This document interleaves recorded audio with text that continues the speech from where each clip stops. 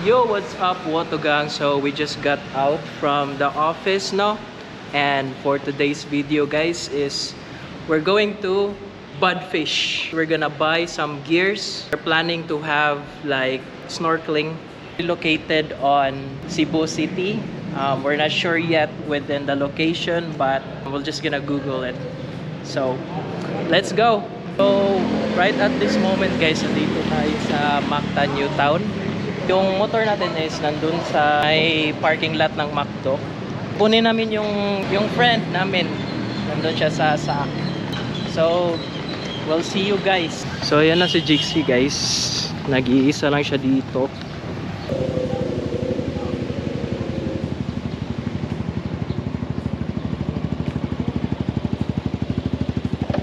Okay, so nagpagas pa pala si Wilfred, no?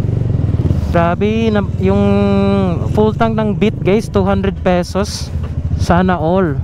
Sobrang tipid ng Beat na yan. Yung 200 pesos na yan, parang mag 100 kilometers pa siguro yun. So on the way na kami dun sa SAAC. Doon na nag-aantay yung kaibigan natin na si Hel. Ibili din siya ng snorkel equipment, guys, kasi ayun na nga, parang ang gandang magpadagat.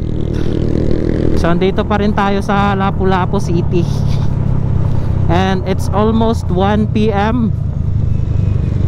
Ito nga pala yung prutasan, guys, ng SAAC.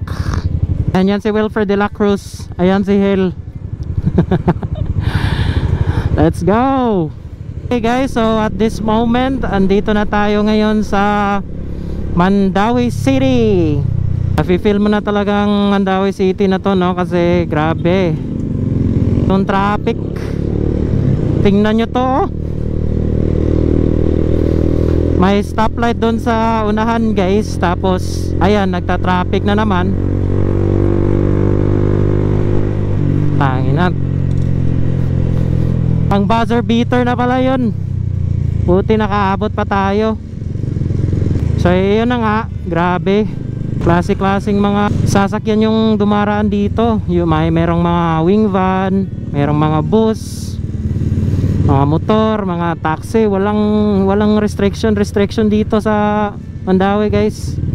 Survival lang talaga. Tingnan nyo yan, oh. Grabe, liliit na mga pocket holes, mga air pockets. Tapos may nagsastop pa dito. Ewan ko kung ano yung plano nito. Parang mag-u-turn yata. Ewan ko sa'yo, boss. Ito nga pala yung Central Elementary School dito sa Mandawi. Dito ako nag grade 1. Dito sa loob ng compound na to, ito yung elementary school. Grabe, sobrang solid, guys. Dami kong memories dyan sa loob. Noon, guys, bata pa ako, dun ako sa gilid, mag-isang naglalakad. Tumatawid pa dito sa highway. Akalain mo yun, no? Grade 1. Alright, sa part na to, guys, ewan ko bakit hindi na re-record yung mic natin, no? So dito na nga pala tayo dito sa Budfish. Ayan yung mga products nila, and sobrang high quality, guys. Hindi ka mabibitin sa quality. Grabe. And isa sa nagustuhan ko, guys, is itong carbon fins. Grabe. Kung marami lang tayong budget, no? Kukunin na natin to. Kaso yung budget natin is for snorkeling lang, kaya babalikan na lang natin yun, guys. Araw nga ginagpili, kay mga binanda doon sa Bohol.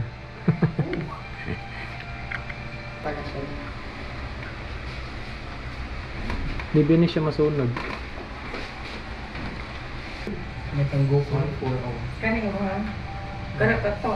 Nga na pwede pa man na ay pangpansa. Ang pilang 1 daily go for there. 100 ang difference. Thank you, sir. Pwede pa nipunaan ninyo sticker, are? Pwede ra? Sige, sir. Vlog. So ayun na nga, nabudol na naman kami. Yes. Another impulsive buying. Shout out sa akong mama in heaven. So, ito na guys. This is our sticker. Ay, aray. Ito yung binili naming 1.5. Yung lunch namin ngayon, sumay na at puso. So noodles lang for 1 week.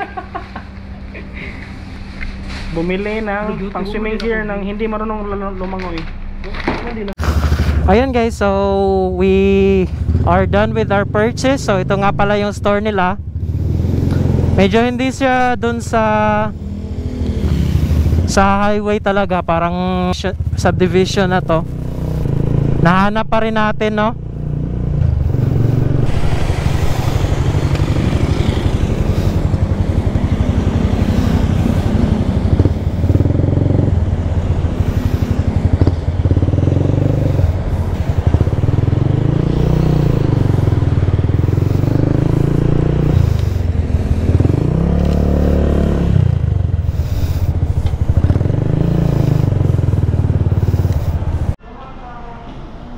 Grabe, oh.